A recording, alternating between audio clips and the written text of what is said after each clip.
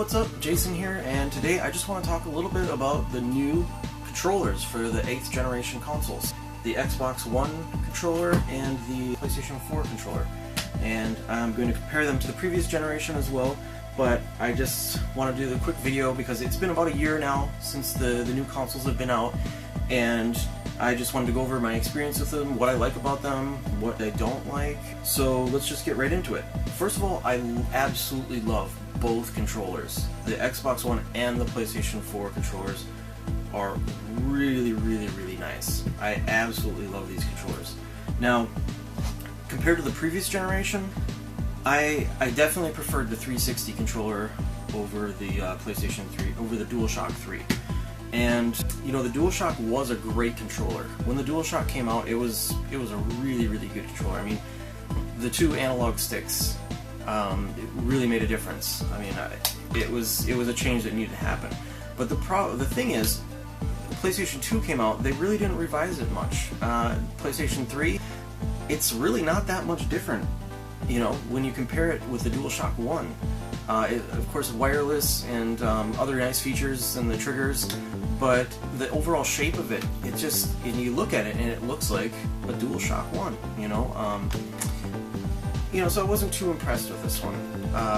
I really liked what Microsoft had done with their controller on the 360. The thing I did like about the DualShock 3 over the 360 controller is the internal rechargeable battery. The Xbox 360 has this bulky pack off the side here. Your fingers, you kind of have to tuck your fingers in, which is fine because it's pretty comfortable.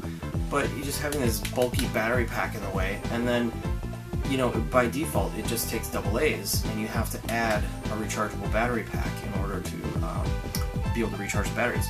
Whereas it has proprietary cable for recharging those batteries.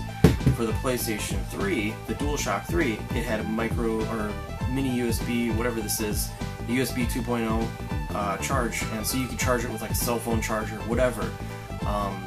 So that was one thing I did really appreciate about this. Otherwise, overall, this was my go-to controller, and I would even use this with PC games too. Now, moving on to the next generation, this changed everything. The DualShock 4, they finally updated it.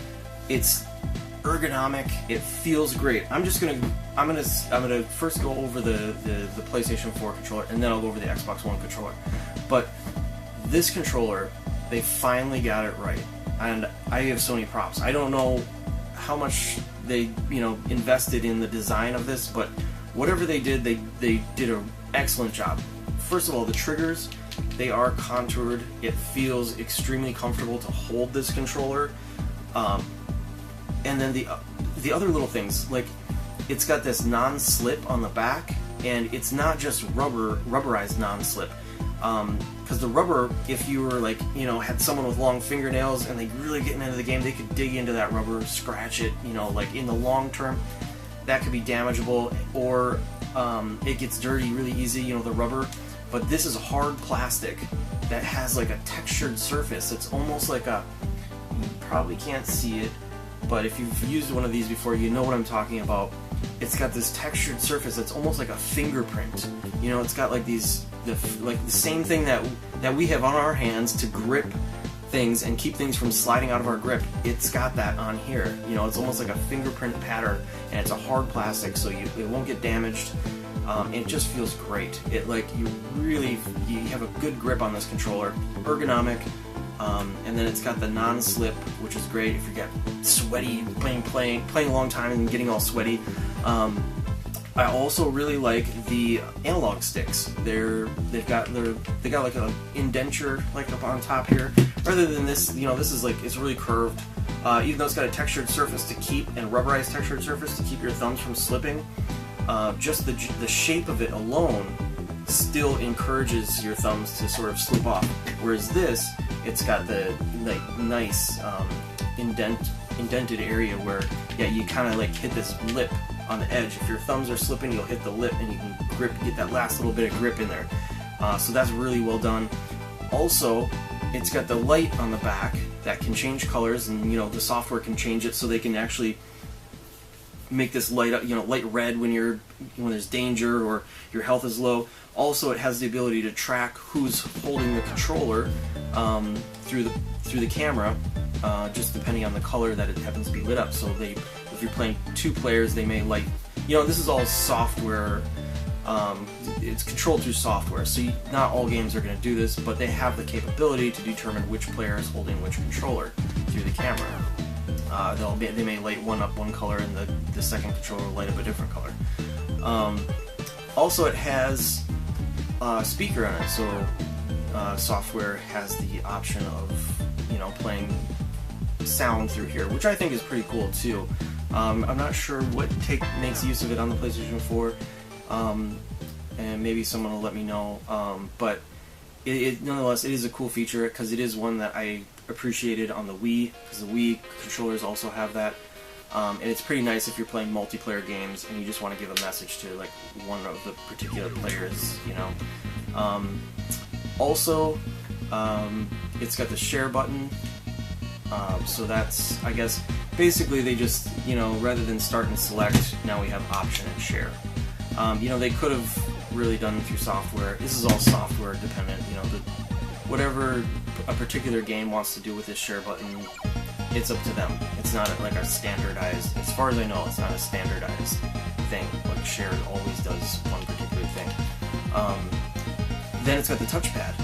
So this, I think, is pretty cool because when you're developing, like, say, a PlayStation Vita game, and a PlayStation 4 game, you want to go, cross-play or cross-platform, whatever, the Vita has a touchscreen on it. Well, now, if you're developing for the Vita, and you want to make use of the touchscreen on the Vita, you could port the game over to the PlayStation 4 and just use this touchpad, if you had a particular feature in a game that used it, or which just worked well with it.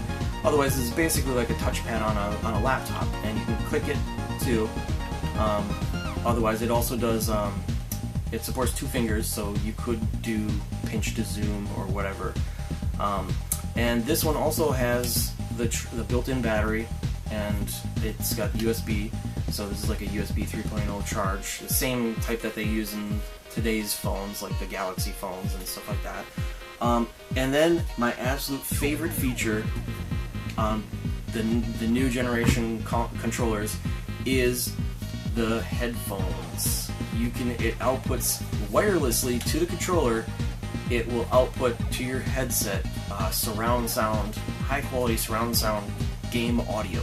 So you could have your game audio mixed with your voice chat and your mic and everything, high quality surround sound audio, transmitted wirelessly to your controller, and it sounds great. They did it. I don't know how they transmit that much data wirelessly to the controllers to where it actually sounds so good, and then you're still able to do communication of the buttons and what you're pressing, like really fast response time. So that is everything I absolutely love about this controller, and Sony did a phenomenal job with the PlayStation 4 DualShock 4 controller. The other thing I really like, I commend Sony for this, is they made this controller backwards compatible. So you can use this controller now with your PlayStation 3. So I'm totally going to ditch my DualShock 3 controllers now. I don't need these. My PlayStation 3 games will work with this. My PlayStation TV will work with this. The PlayStation Vita TV will work with this now too. So I really have no use for the DualShock 3s anymore. I absolutely love this controller, and now I can use my obscure PlayStation 3 games with this nice controller. So that I'm really happy about. On to the Xbox One controller. It's been reported that Microsoft spent $100 million on research and development for this controller.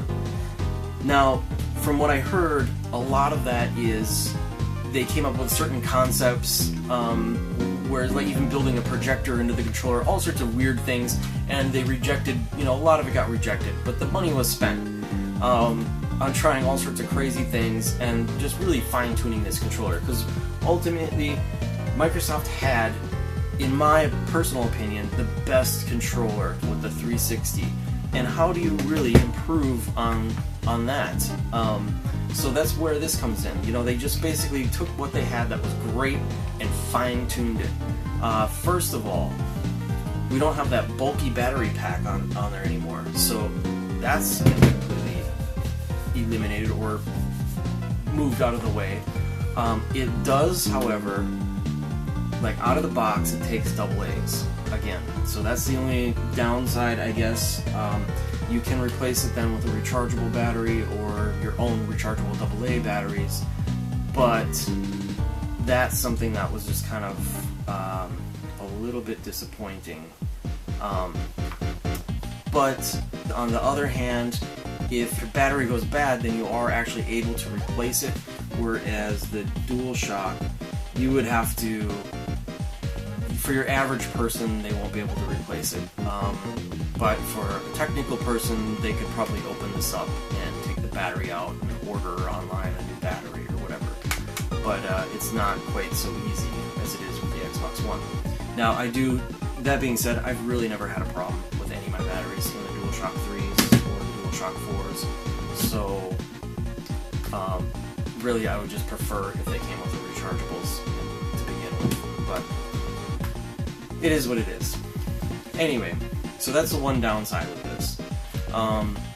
Otherwise, I really like the feel of this. You know, to be honest, I love the feel of the 360 one, and this one just feels even better. It's got really good feel to it, and it's very ergonomic. But you know what? I don't really like it any more than the DualShock 4. The DualShock 4 is perfectly comfortable, and so is this one. They're both excellent controllers. The one really cool thing that they added to this, though, and I have to say, it's a feature I appreciate quite a bit. I really do like this feature, and I really appreciate it. And I didn't think I would. It totally surprised me, but they've added rumble into the triggers. So not only do you have your rumble, your general, like, different levels of rumble in the controller itself, but you also have it in the individual triggers. There are 2 rumble motors for each trigger. And it really helps a lot. Like, say you're in a, they can use it for, it's not even just, you know, it doesn't just add immersion to the games like you would expect, but it's also useful and functional. So it adds immersion, first of all, just because, you know, you fire the gun and maybe you'll feel the recoil, you feel the bullets, but that's just, you know, that's just immersion. Now, as far as functionality goes, this is where it gets good. When you're playing a racing game and you're pressing on the gas, you're pushing more and more, and then all of a sudden you feel it rumbling, you know your tires are slipping. So it can give you feedback saying, hey, oops, your tires are slipping out, ease off the accelerator a little bit. Same thing with your brake. Slam on the brake, maybe it starts rumbling when the tires are skidding, or sliding. So you know your tires are sliding, ease off the brake a little bit, or tap the brake, you know. So that's a really cool feature. It definitely helps a little bit. It's one of those subconscious things that you don't really think about too much until it's actually and as it's happening, you're not really thinking about it because you're thinking about what's going on in the game. But this added immersion and feedback to the player really makes a big difference, and I really like that. Now onto the other thing, the D-pad. Finally, we have a nice D-pad, and I know they fixed it a little bit with the previous generation, and this isn't one of the fixed controllers. This is one of the earlier controllers, but they've improved it even more. This is really good. Probably one of my favorite D-pads. It's really low profile, so it's close to the surface, and it just feels really good. It's a really nice D-pad. Same thing with the buttons are more low profile, closer to the surface, so you get faster response time. You don't have to. Everything's a little bit tighter. You don't have to reach as far. It's really nice. And then again, they also decided to change, whereas the PlayStation changed the start and select buttons to be new stuff, option and share. Microsoft also changed their start and back button to be, you know, I honestly don't even know what these are. Menu buttons, just generic menu buttons, I suppose, that you can use to be anything. And then they also have like the PlayStation 4 controller has the light that communicates with the camera, the Xbox One controllers have infrared that communicates with the Kinect, so it can determine who's holding which controller. So it'll look at the light and it'll know, okay, it'll know on the Kinect which controller is which based off the infrared signal that's coming from it. So that's really cool. So like if you're playing a game and you have the Kinect on, you're playing a game, you know, maybe you got 2 profiles signed in, I could pass the controller over to the other person and it would know that person's now controlling the game. And so maybe it would award them with an achievement or something rather than, you know. But that's all dependent on the software. That's up to the software. The other thing, this also, I like the analog sticks. They're much more improved. Also, now these ones were dented in on the 360. They were, you know, which I like. I prefer that to be, I guess, concave rather than convex. I prefer that because it just gives you, you know, a little lip to kind of hold up, to catch your thumb on if your thumb happens to be sliding. Well, these, they still have that, but now they have, like, you remember the textured feel I was explaining on the back of this, that kind of really grips your fingers, really grips your skin, your fingerprints. This has that same thing. It's got a textured surface, like at the edge, that really is a nice grip to it. So that I really like too. Overall, these are both really good controllers. They feel great, and the Xbox One also has the headset, where you get this surround sound through the headset, and it sounds amazing. If you have a PlayStation 4 and an Xbox One, and you haven't tried this feature yet, and you think you might be remotely interested in playing your game on a headset, I strongly urge you to try it. Once I started doing this, I use the headset all the time now, because the sound is really good. You know, you get the surround sound right in your headset, and then having it all combined with your microphone and everything. You get your game audio, your chat audio, everything all in one, and it sounds great. And it's being transmitted wirelessly to the controller, so you can be anywhere in the room. So that I really like, and I also appreciate, you know, you get your volume control on there, and then you're not interrupting other people in the house, or if someone's watching a movie and you want to play a game, you don't have to interrupt that. Or if you get 2 people, like me sometimes, 2 people playing games at the same time in the same room, you don't interrupt each other's game, like if you got your own game audio. So that's really cool. Also, the Xbox One controllers are firmware updatable. I don't know yet if the PlayStation 4 controllers have that possibility yet, because I guess I haven't had to update it yet. But the Xbox One controller has had a controller update. The first controller update was to improve the response time, to make it even more responsive. The second update, and this might have been part of the same update, but the other thing they updated on the controller was to add the support for the headsets. And so that's really cool that these are firmware updatable. And to do that, you just plug it into a USB cable and then plug it into your Xbox One, and it'll just automatically update. Or you think you can go into the options, into the settings, and then select to update the controller. But if you're using a feature that requires it, like say you plug in a chat headset and into a controller that has not had the update yet, it'll ask you if you want to apply the update and say, hey, this headset needs the game audio headset needs the update. Would you like to apply it now? So that's pretty cool that these are updatable. Then again, I don't know if the PlayStation 4 one is. I would think so, but you know, I don't think they've made an update yet. So we have yet to see. Anyway, just wanted to go over the features of these 2 controllers and just tell you guys what I like about them.